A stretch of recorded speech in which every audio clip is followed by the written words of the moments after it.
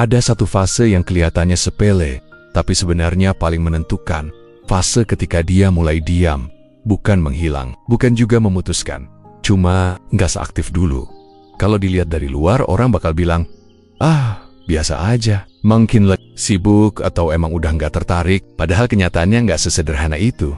Diamnya dia bukan ruang kosong, itu ruang yang penuh, tapi nggak ada suara. Dia masih bangun dengan pikiran yang sama, masih kepikiran hal-hal Castle yang dulu terasa remeh. Masih refleks pengen cerita, lalu berhenti di tengah pikiran sendiri, bukan karena gak mau ngomong, tapi karena ada perasaan yang mulai bergerak, dan dia belum siap mengakuinya. Di titik ini, yang terjadi bukan menjauh dari lo, tapi menjauh dari perasaannya sendiri. Dia mulai ngerasa ada yang berubah. Respons emosinya ke lo nggak lagi netral. Ada sensasi kecil di dada yang muncul tanpa izin, dan itu bikin dia waspada.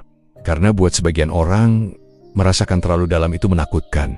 Dia sadar, kalau dia terus ngomong seperti biasa, kalau dia terus terbuka seperti dulu, perasaannya bakal keburu ketahuan. Dan saat perasaan ketahuan, kontrol hilang. Itu yang dia takutkan. Jadi dia memilih strategi paling aman menurut pikirannya. Diam, bukan diam yang dingin, bukan diam yang memutuskan koneksi, tapi diam yang setengah hadir, masih baca, masih lihat, masih tahu, tapi jarang merespons. Dan di dalam kepalanya, dia mulai merasionalisasi semuanya. Gue cuma lagi butuh space. Ini bukan apa-apa. Perasaan kayak gini nanti juga hilang, padahal tubuhnya tahu satu hal yang otaknya belum mau akui. Bahwa ini bukan sekadar perubahan mood, ini reaksi emosional. Di fase ini, ego belum bertarung, rindu belum diakui, semua masih samar. Yang ada cuma satu dorongan halus, menjaga jarak sebelum perasaan keburu dalam. Karena bagi dia, lebih aman ngerem sekarang daripada nanti harus berjuang meredam rasa. Diam ini bukan bentuk penolakan, ini bentuk perlindungan diri. Dia belum siap kehilangan kendali, belum siap berada di posisi butuh, belum siap kalau suatu hari dia nunggu respon, dan gak dapat apa-apa. Jadi sebelum rasa itu tumbuh terlalu jauh, dia memilih berhenti di tengah jalan. Masalahnya, perasaan gak bekerja seperti logika. Semakin ditekan, semakin terasa, semakin dipendam, semakin hidup, dan tanpa dia sadari. Di balik diamnya yang kelihatan tenang, ada pikiran yang mulai sibuk sendiri. Tentang lo, tentang jarak, tentang kemungkinan. Tapi semua itu masih dia simpan rapi. Belum jadi rindu, belum jadi kehilangan, masih tahap awal, tahap ketika dia diam. Tapi hatinya mulai terlibat. Ada momen setelah diam itu berjalan beberapa waktu. Momen ketika sesuatu yang halus mulai muncul. Dan dia langsung berusaha menyangkalnya. Awalnya cuma sekilas. Nggak dramatis. Nggak bikin panik. Sekadar pikiran yang lewat. Lagi ngapain ya dia sekarang? Lalu cepat-cepat ditepis. Ah, kepikiran doang. Tapi pikiran itu nggak datang sekali. Datang lagi. Dan lagi, selalu di saat-saat yang gak dia rencanakan, saat lagi kosong, saat rutinitasnya selesai, saat malam mulai tenang dan diisi, rasa itu muncul pelan-pelan. Rasa kangen, bukan kangen yang langsung diakui, bukan kangen yang bikin pengen nelpon, tapi kangen yang masih samar, yang belum berani disebut dengan namanya sendiri. Otaknya langsung bekerja, mencari pembenaran, ini cuma kebiasaan. Dulu kan sering komunikasi, wajar kalau kepikiran. Bukan berarti gua kangen. Ada reaksi yang gak bisa dibohongi. Dadanya terasa beda. Perhatiannya lebih gampang keinget ke satu orang. Hal kecil tiba-tiba nyambung ke lo. Dan itu bikin dia gelisah. Karena di kepala dia, kangen berarti satu hal. Kehilangan posisi aman. Kalau dia mengakui kangen, artinya ada kebutuhan. Kalau ada kebutuhan, artinya ada risiko. Risiko ditolak, risiko nggak direspon, risiko ngerasa lebih butuh daripada yang lain. Itu sebabnya setiap kali rasa kangen muncul, otaknya langsung berdiri di depan perasaan. Menahan, membantah, menekan. Dia bilang ke dirinya sendiri, gue baik-baik aja kok tanpa dia. Kalau gue chat duluan, nanti jadi kebiasaan. Lebih baik gue fokus ke hal lain. Dan dia memang mencoba naibukin diri, NGC, ngobrol dengan orang lain. Tapi anehnya, di tengah semua itu, ada satu ruang yang tetap kosong. Bukan karena kesepian, tapi karena satu orang itu nggak ada di situ. Dan setiap kali kekosongan itu terasa, otaknya kembali bekerja lebih keras, mencari alasan, menyederhanakan rasa, mengubah kangen jadi logika. Ini bukan rindu, ini cuma kehilangan rutinitas, nanti juga terbiasa. Padahal, kalau cuma rutinitas, rasanya nggak akan sedalam ini. Kalau cuma kebiasaan, nggak akan ada konflik. Batin sekecil apapun masalahnya. Otak dan perasaan sedang menarik dari dua arah berbeda. Perasaan bilang, lo kehilangan sesuatu yang berarti. Otak menjawab, kalau lo ngakuin itu, lo bakal jatuh terlalu dalam. Dan di antara dua suara itu, dia terjebak, dia nggak menghubungi lo, tapi juga nggak benar-benar pergi. Dia nggak mengaku kangen, tapi juga nggak bisa bilang nggak peduli. Ini fase yang sunyi, karena semua pertempuran terjadi di dalam. Di luar, dia terlihat normal, tenang, biasa aja, tapi di dalam ada rasa yang terus muncul, terus ditekan, terus ditolak. Dan tanpa dia sadari, setiap kali dia menolak rasa kangen itu, rasa itu justru makin kuat karena perasaan yang diakui bisa dilepas. Tapi perasaan yang disangkal akan terus mencari jalan untuk muncul. Dan disinilah awal konflik sebenarnya. Bukan antara dia dan lo, tapi antara otaknya dan hatinya sendiri. Setelah rasa kangen muncul dan terus ditolak, ada satu hal lain yang perlahan naik ke permukaan. Ego. Bukan ego yang kasar, bukan juga ego yang kelihatan sombong, tapi ego yang tenang dan terasa masuk akal. Ego yang bilang, kalau gue yang mulai, berarti gue kalah. Di titik ini, dia sudah sadar ada perasaan, tapi dia juga sadar perasaan itu bikin posisi jadi rawan. Karena menghubungi lo lebih dulu bukan cuma soal pesan, tapi soal pengakuan. Pengakuan bahwa dia kepikiran, bahwa dia kangen, bahwa dia peduli lebih dari yang ingin dia tunjukkan. Dan buat egonya, itu terlalu mahal. Ego mulai menyusun aturan. Aturan yang kelihatannya logis, padahal tujuannya cuma satu, menjaga kendali. Kalau dia memang peduli, dia pasti nyari. Gua nggak salah apa-apa, ngapain gua duluan? Diam itu bukan kalah. Diam itu jaga harga diri. Kalimat-kalimat itu terdengar dewasa, terdengar kuat, terdengar mandiri, tapi di balik semua itu, ada rasa takut yang disamarkan. Takut, butuh, takut ditolak, takut kalau ternyata perasaan itu nggak dibalas seimbang. Ego mengambil alih kemudi bukan karena dia kuat, tapi karena dia melindungi diri dari kemungkinan sakit. Dan sejak saat itu, setiap dorongan untuk menghubungi lo langsung dihentikan di tengah jalan. Jari sempat ingin mengetik nama lo muncul di layar, tapi selalu berhenti di satu titik yang sama. Jangan, bukan karena nggak mau, tapi karena ego bilang, kalau lo nurut perasaan, lo bakal kehilangan posisi. Dan posisi ini penting buat dia. Posisi aman, posisi nggak terlihat berharap. Lebih baik diam dan kelihatan tenang daripada ngomong dan terlihat menunggu. Lebih baik dianggap cuek daripada jujur dan berisiko kecewa. Masalahnya, ego nggak pernah benar-benar mematikan perasaan. Ego cuma menutupinya, menyimpannya, menekannya ke dalam. Dan semakin lama ego berkuasa, semakin besar jarak antara yang dia rasakan dan yang dia tunjukkan. Di luar, dia terlihat stabil, santai, nggak berubah. Tapi di dalam, ada konflik kecil yang terus berulang. Setiap kali lo nggak muncul, ego bilang, bagus, ini tandanya lo masih pegang kendali. Tapi setiap kali waktu berjalan, ada bagian dalam dirinya yang bertanya pelan, sampai kapan? Karena ego bisa menahan tindakan, tapi nggak bisa menghapus. Dan tanpa dia sadari, saat ego mulai mengambil alih kontrol, hubungan ini mulai bergeser. Bukan menjauh karena gak peduli, tapi menjauh karena masing-masing takut jadi yang paling butuh. Di fase ini, tidak ada yang benar-benar mundur, tapi juga tidak ada yang maju. Yang ada cuma dua orang yang sama-sama menahan, dengan alasan yang terdengar kuat, padahal rapuh. Dan ego, untuk sementara, menang. Ada ironi yang jarang disadari. Semakin dia menahan diri untuk gak mendekat, semakin lo justru hadir di kepalanya. Bukan karena lo ngapa-ngapain, bukan karena lo ngejar, tapi karena satu hal sederhana. Akses emosional itu tiba-tiba hilang. Dulu, dia tahu kabar lo tanpa harus mikir. Tahu hari-hari kecilnya, tahu reaksinya, tahu suara dan caranya merespons. Sekarang, semua itu terputus. Dan otak manusia benci ruang kosong. Saat sesuatu yang biasa tiba-tiba nggak ada, pikiran otomatis mencari. Bukan untuk memiliki, tapi untuk memastikan. Dan disitulah lo mulai muncul. Bukan di chat, bukan di panggilan, tapi di kepala. Hal-hal kecil mulai jadi pemicu. Tempat yang pernah dilewati bareng, kalimat random yang pernah diucapkan, nada tertentu yang entah kenapa mirip, dan tanpa sadar, dia mulai menyambungkan semuanya. Kayak satu orang, dia nggak sengaja mengingat, tapi juga nggak bisa berhenti. Yang menarik, kehadiran lo di kepalanya nggak terasa seperti rindu yang hangat, tapi seperti rasa penasaran yang gelisah. Dia lagi ngapain ya sekarang? Masih inget nggak ya, kalau gue tiba-tiba muncul, reaksinya apa? Pertanyaan-pertanyaan itu muncul bukan karena dia mau bertindak, tapi karena pikirannya butuh kepastian. Dan setiap kali pertanyaan itu muncul, ego langsung ikut bicara. Ngapain mikirin dia?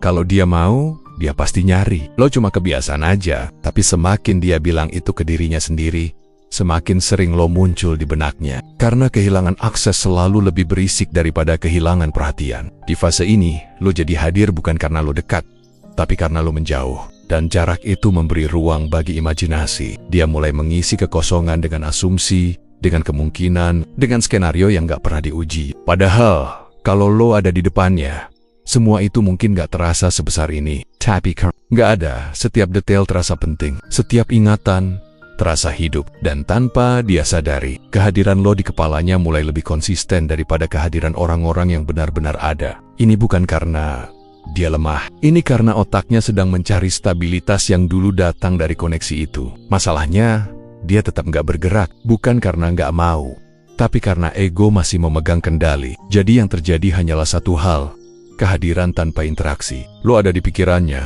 tapi tidak di tindakannya. Dan ini fase yang berbahaya. Karena perasaan mulai tumbuh tanpa saluran yang sehat. Semakin lama, yang dia rindukan bukan cuma lo, tapi juga rasa nyaman saat semuanya masih mengalir tanpa perhitungan. Tapi sekali lagi, dia belum mengakuinya. Dia masih bilang ke dirinya, ini cuma pikiran lewat. Padahal, kalau cuma lewat, nggak akan sesering ini. Dan disinilah ironi itu bekerja penuh. Saat dia memilih menjauh untuk menjaga diri, lo justru menetap di ruang yang paling sulit dikendalikan, kepalanya sendiri.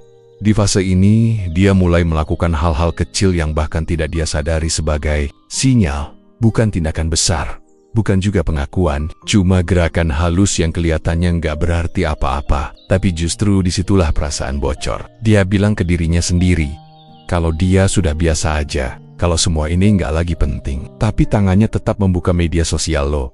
Bukan dengan niat jelas, cuma refleks. Katanya cuma lewat, katanya cuma iseng. Padahal matanya mencari satu hal. Tanda kalau lo baik-baik aja. Tanda kalau lo masih sama. Atau tanda kalau lo juga merasakan jarak yang sama. Dia memperhatikan hal-hal yang dulu tidak penting.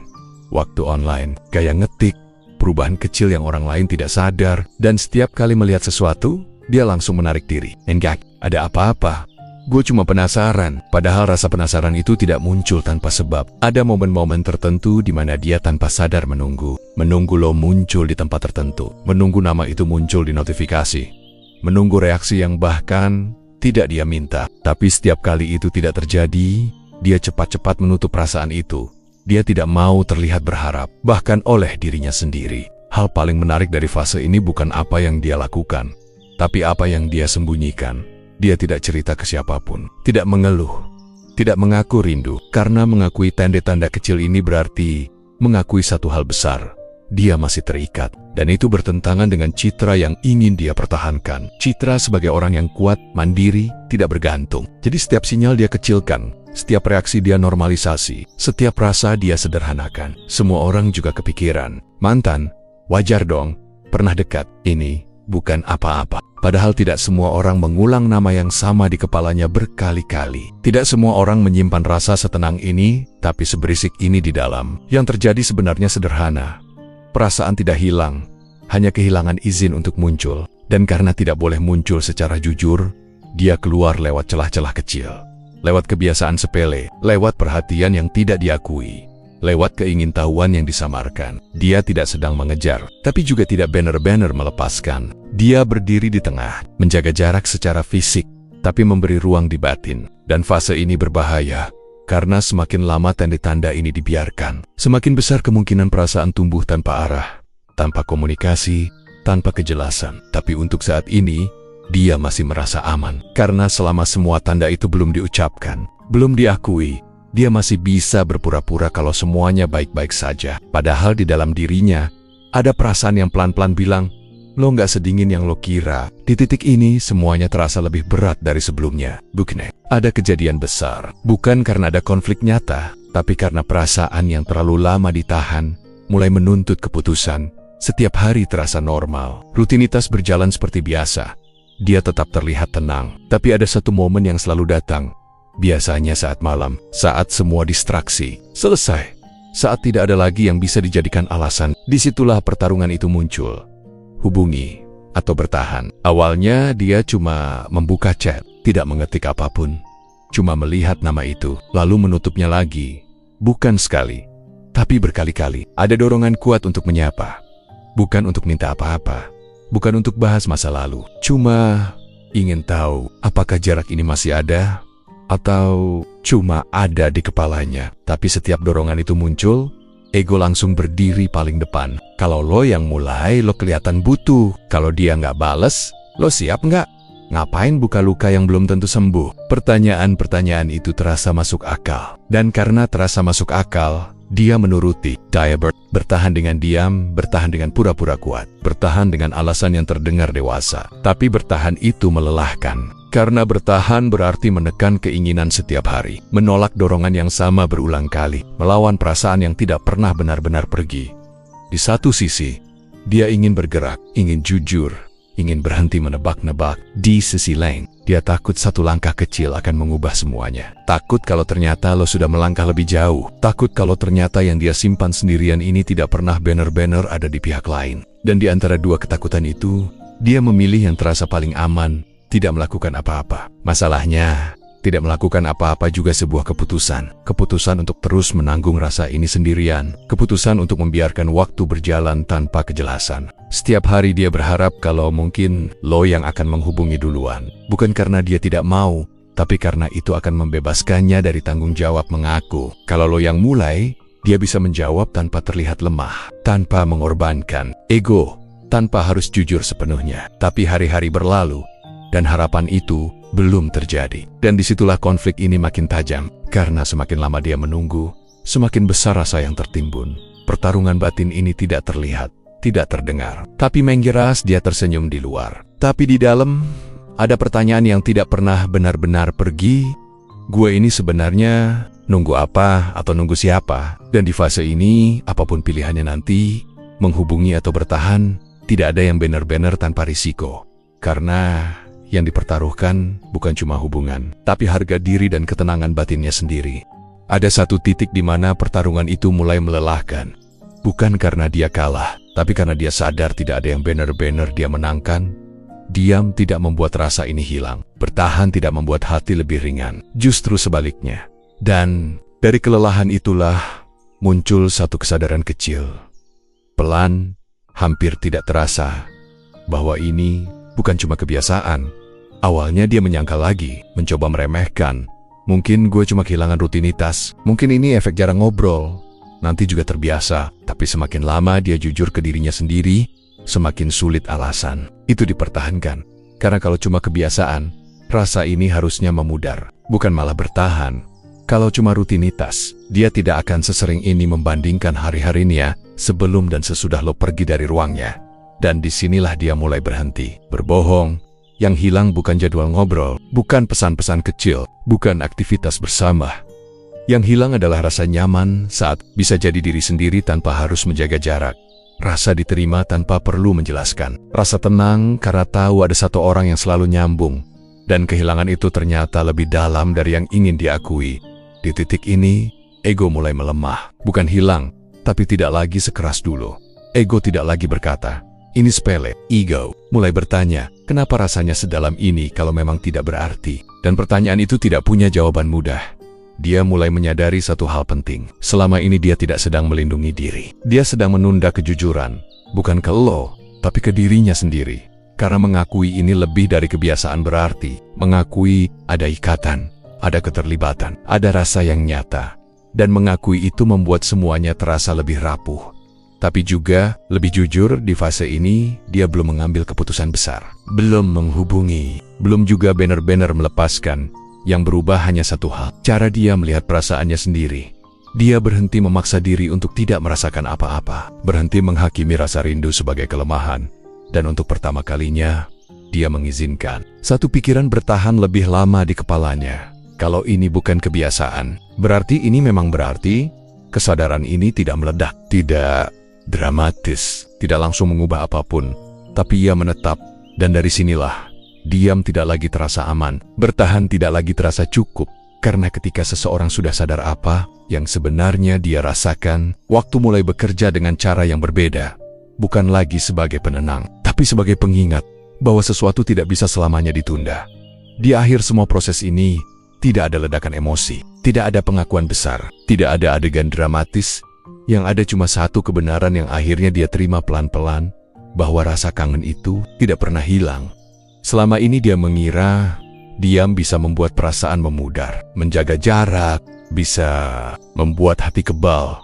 Tapi kenyataannya tidak begitu.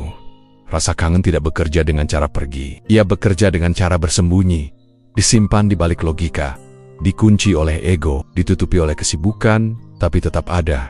Dia sekarang mengerti diamnya. Dia bukan tanda tidak peduli. Justru sebaliknya.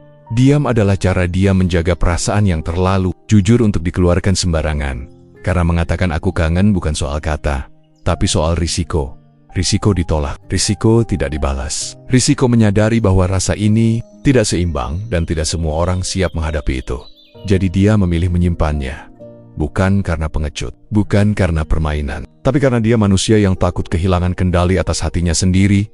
Di titik ini, dia sudah tidak lagi melawan rasa itu, tidak lagi menyangkal, tidak lagi memaksa diri untuk lupa. Dia hanya menaruhnya di tempat yang aman, di sudut hati yang tidak terlihat siapapun, tempat di mana kangen boleh ada tanpa harus diumumkan. Dan ini penting untuk dipahami, orang yang diam belum tentu tidak merasakan apa-apa. Seringkali, justru orang yang paling banyak menyimpan adalah yang paling dalam merasakan. Karena tidak semua perasaan perlu diperjuangkan dengan suara. Tidak semua rindu harus dibuktikan dengan pesan. Ada rindu yang cukup disadari, ada kangen yang cukup dipahami. Dan mungkin, kalau suatu hari jarak ini berubah, kalau suatu hari salah satu berani melangkah, rasa itu masih ada. Bukan sebagai tuntutan, bukan sebagai penyesalan, tapi sebagai bukti bahwa sesuatu yang tulus pernah tumbuh. Untuk sekarang, dia memilih satu hal, jujur pada dirinya sendiri, meski masih diam pada dunia. Karena kangen yang disimpan bukan berarti hilang, ia hanya menunggu. Apakah suatu hari akan diberi ruang untuk pulang?